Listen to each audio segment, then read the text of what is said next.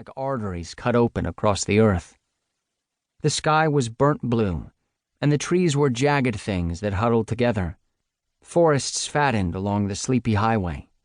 Max tried to look through the trees to see what was back there, but he only saw rows of more pines pointing upward, reaching.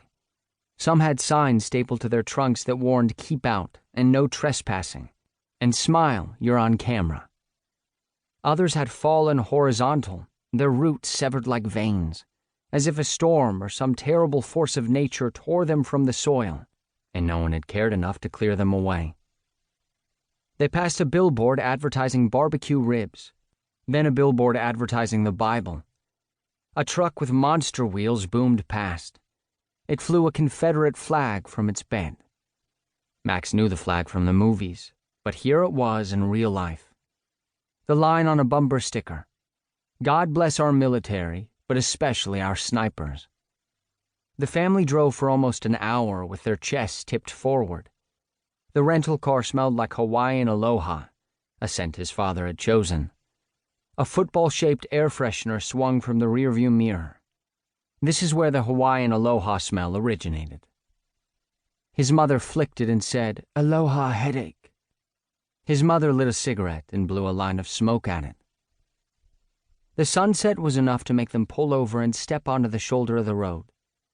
Max brought out his camera, and his father snapped a picture of him flexing his muscles in front of I-20. A glow stretched across the horizon, and electric purple clouds pulled apart like sweet taffy. In Alabama, the sunset held an extra charge. Everything did, because everything was new. The pink particles of light wielded their strange power. The sky appeared bigger. Maybe it was. When the car plant came into view on the left, Max's father jabbed a thumb at it. That's where he would be stationed. The main building was German-looking, white and clean, with a sleek roof made to mimic a series of coastal hills.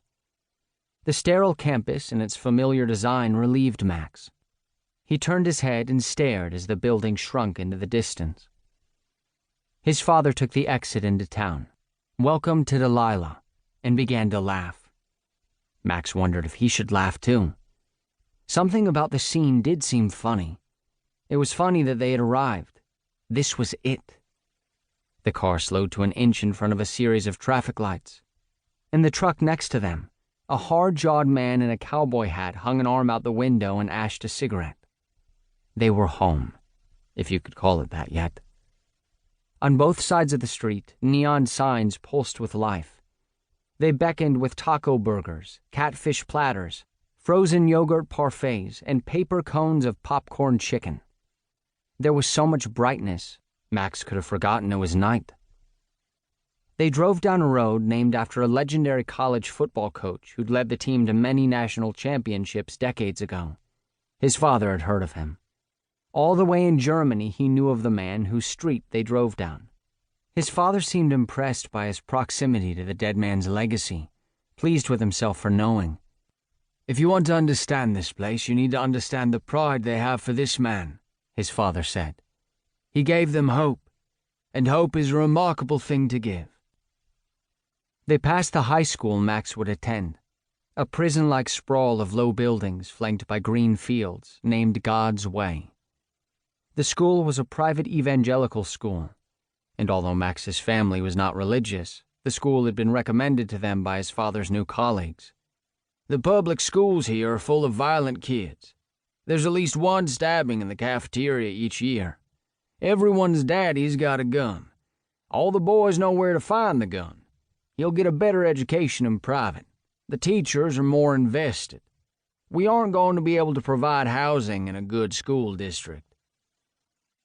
Whether it was true that the schools were as violent as they'd been told, the word gun scared Max's parents into obedience. The houses in the neighborhood frowned at Max from their perches.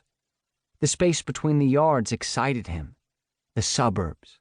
American largeness. The homes looked like they had fallen asleep, their curtains drawn, their interior lights a drowsy blue. Inside the rooms of the houses they passed, Americans did American things. Max felt television famous when his father pulled their rental car into the circular driveway.